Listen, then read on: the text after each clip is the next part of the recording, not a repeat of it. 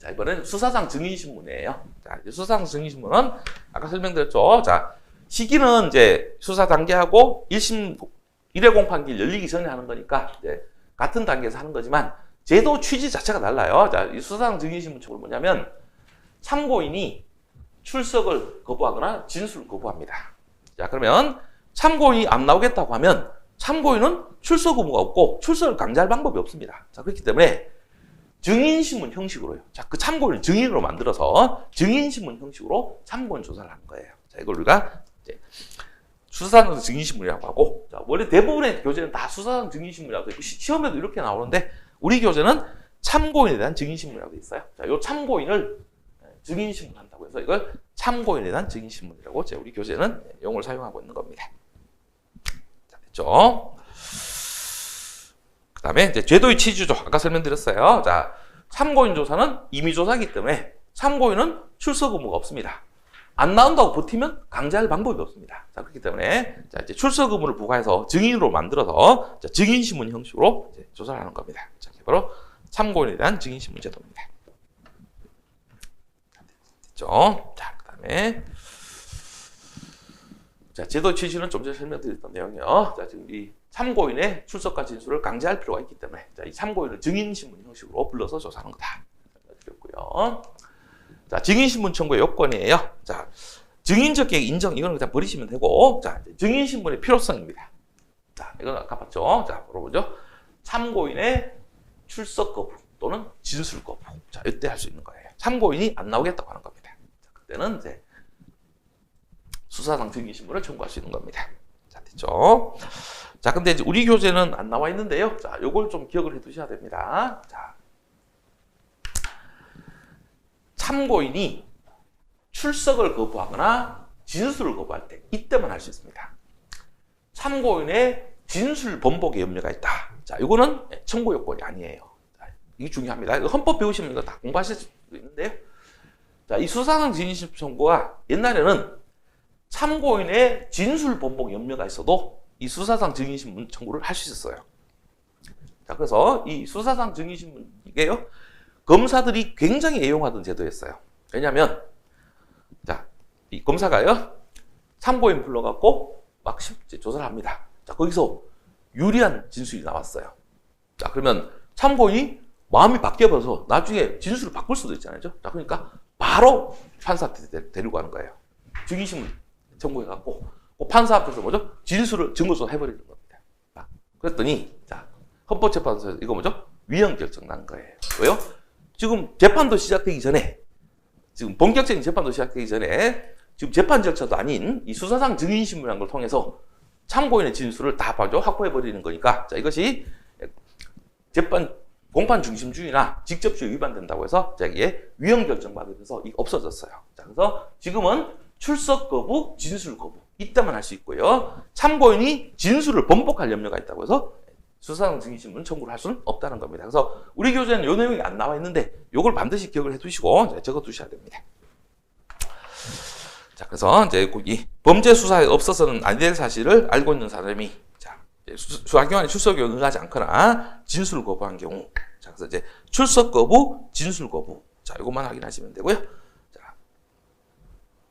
자, 그래서 그 밑에 보죠. 헌법재판소 결정례가 나와 있네요. 자, 지금 참고인이 진술을 번복할 염려가 있다고 해서 증인신문 청구를 할 수는 없다는 거죠. 자, 이게 진술 번복할 염려가 있다고 해서 증인신문 청구하는 것, 이걸 인정해 주는 것은 헌법에 위반된다는 게 헌법 결정례입니다. 자, 확인하시면 되고요.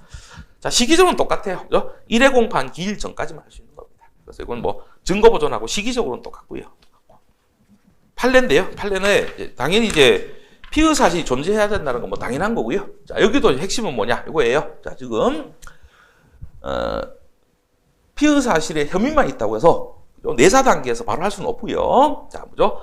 범죄 인지 등 수사의 대상으로 삼고 있음을 외부적으로 표현한 때 비로소 그 존재를 인정할 수 있다. 자, 뭔 얘기가 되는 거죠? 내사 단계에서는 할 수 없고 본격적인 수사가 시작되어야 수사 단계에서만 할 수 있다는 겁니다. 자, 그 얘기입니다. 아직 수사가 본격적으로 시작되기 전인 내사 단계, 입건되기 전에는 할 수 없고 이제 범죄 입건이 돼서 이제 본격적인 수사 단계에 들어와서만 할 수 있다. 자, 확인하시면 되는 거고요. 자, 그 다음에 청구권자인데, 이건 아까 제도 취지에 설명드렸어요. 자, 이거는 뭐냐? 자, 누가 하는 거예요?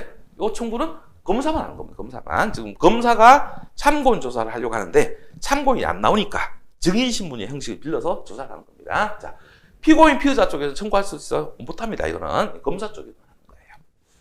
자, 그 다음에 청구 방식은 똑같아요. 자, 서면으로 청구해야 되고, 사유 소명해야 됩니다. 자, 이건 똑같고요. 청구권자는 차이가 있고, 청구 방식은 똑같습니다.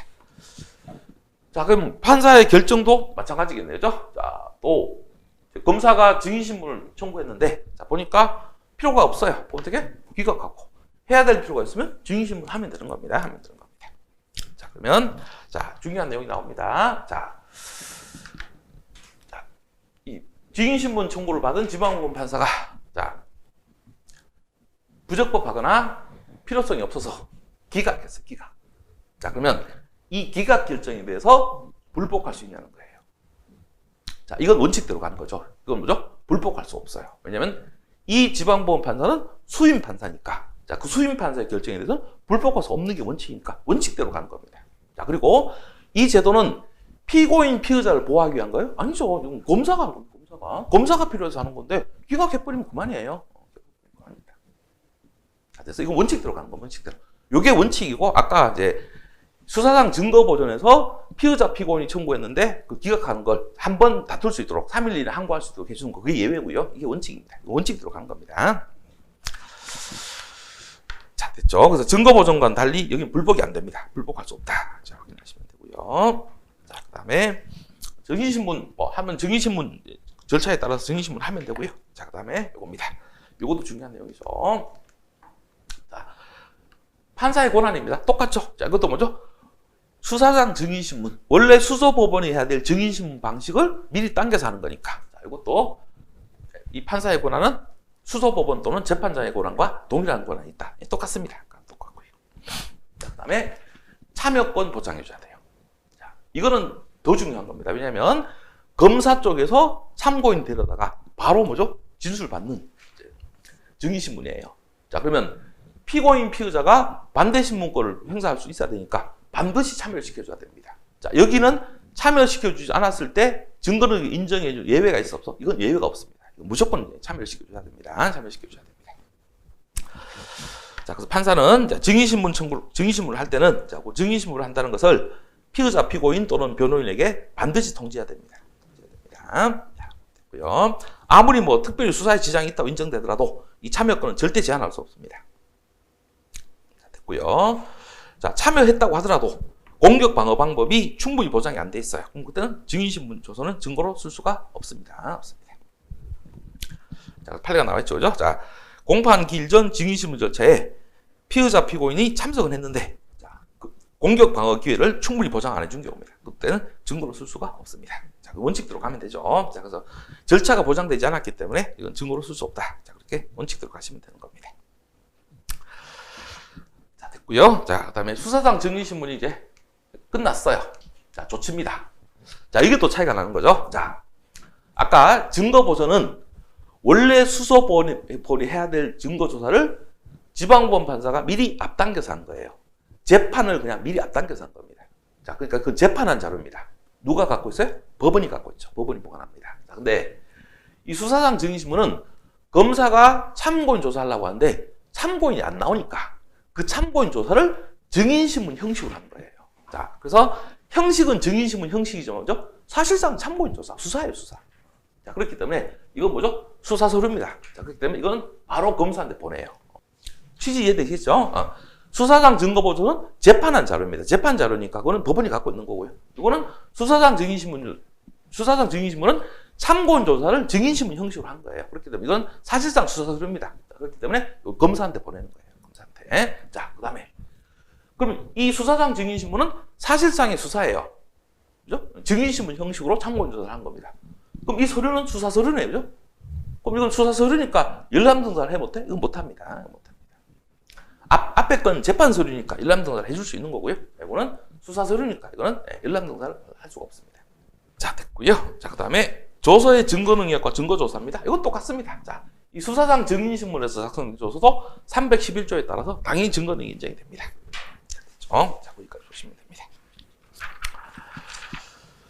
자, 그럼 여기까지 해서 이제 수사상 증거 보존에 관련된 제도 두 가지 제도를 설명드렸습니다. 자, 그래서 처음에 공부하는 학생들이 여기 어려워하는 이유는 뭐냐면 청구권자가 서로 다르고, 그다음에 법원이 보관하냐, 그죠? 검사한테 기록을 송부하느냐, 그다음에 열람등사가 되느냐 안 되느냐 이게 막 달라지고, 자, 그다음에 기각 결정에 대해서 불복을 할 수 있느냐 없느냐 이게 막 달라지니까 이게 굉장히 헷갈린다고 생각하시는 부분인데, 이 부분은 그냥 암기할 식으로 하면 진짜 헷갈리고요. 제도의 취지를 잘 생각하시면 돼요. 그 제도의 취지를 잘 생각해서 정리하시면 그 차이점을 금방 정리할 수 있습니다. 자, 그렇게 정리하시면 되고요.